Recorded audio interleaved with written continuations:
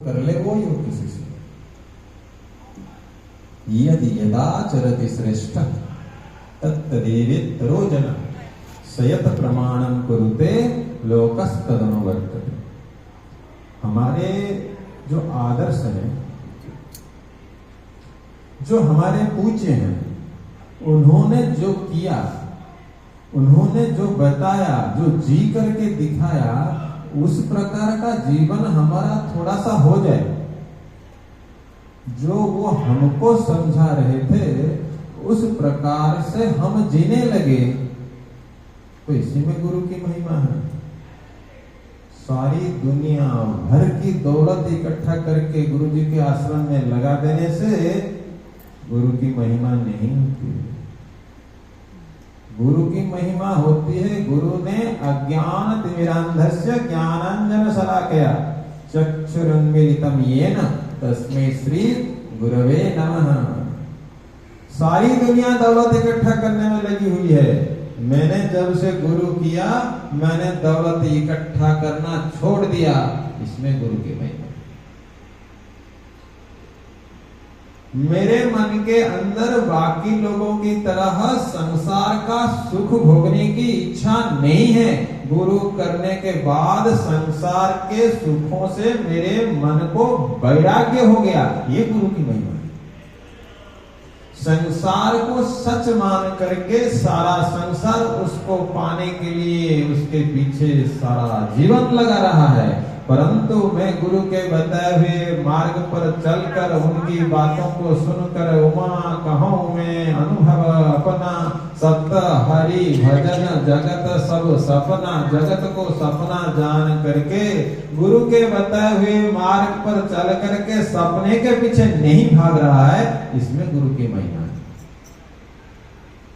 ऐसा शिष्य जब बाहर से कोई देखता है, अगर शिष्य ऐसा है जो संसार को सपना मानता है, संसार को तुच्छ मानता है, संसार को अनित्य मानता है, तो उसका गुरु कैसा होगा? उसमें गुरु की महिमा। तो जब संसार के अंदर नित्य अनित्य वस्तु का विवेक ज्ञान कर लेने पर साधक शिष्य अनित्य वस्तु से अपने मन को हटा लेता है, तो उसको कहते हैं इसे वैराग्य हो गया है। मैं और मेरा जब तक मेरे अंदर विद्यमान है तब तक मुझे वैराग्य नहीं है। वो मैं गृहस्थ भी हो सकता हूं, वो मैं सन्यासी भी हो सकता हूं, पर मैं हूं ना, मैं हूं और मेरा है, तब तक वैराग्य नहीं है। मैं हूं घर में, तब भी वैराग्य नहीं है। मैं हूं आश्रम में, तब भी वैराग्य नहीं है। मैं नहीं हूं, ये मैं नहीं हूं। चाहे ये घर में रहे, चाहे ये आश्रम में रहे, ये मैं नहीं हूं। वहां से वैराग्य की शुरुआत होती है। ये मैं नहीं, इस शरीर से हटना है, अनित्य से हटना है। ये नित्य है क्या? नहीं है। ये नित्य नहीं है। इसका जन्म है, इसका मरण है।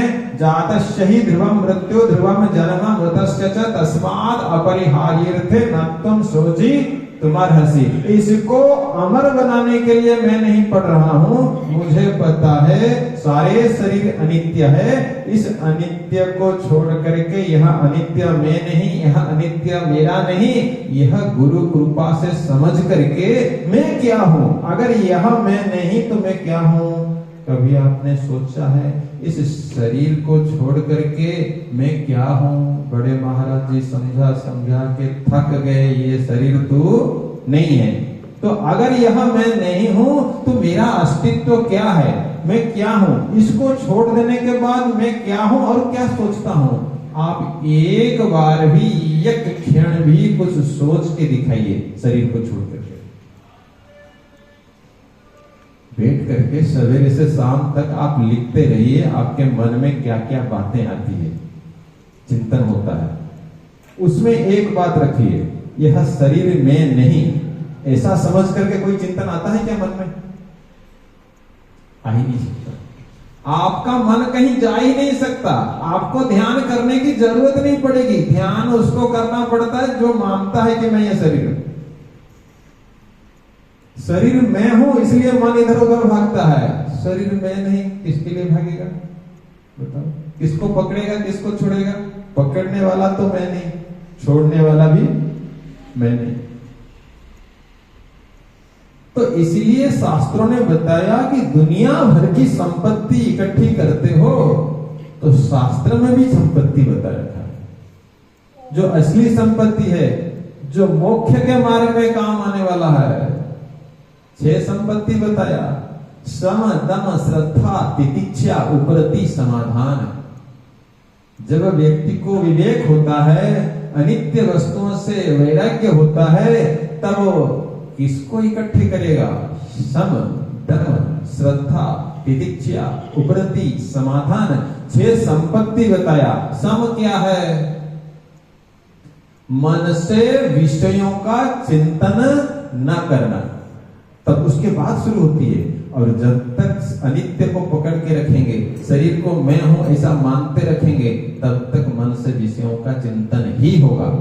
भले ही गुरु कर लिया हो, भले ही सत्संग में बैठ करके हजारों साल हो गया हो, शरीर मैं हूं ऐसा निश्चय हमारे बुद्धि के अंदर है, तो मन से विषयों का चिंतन ही होगा, क्योंकि मैं शरीर हूं, मुझे चाहिए।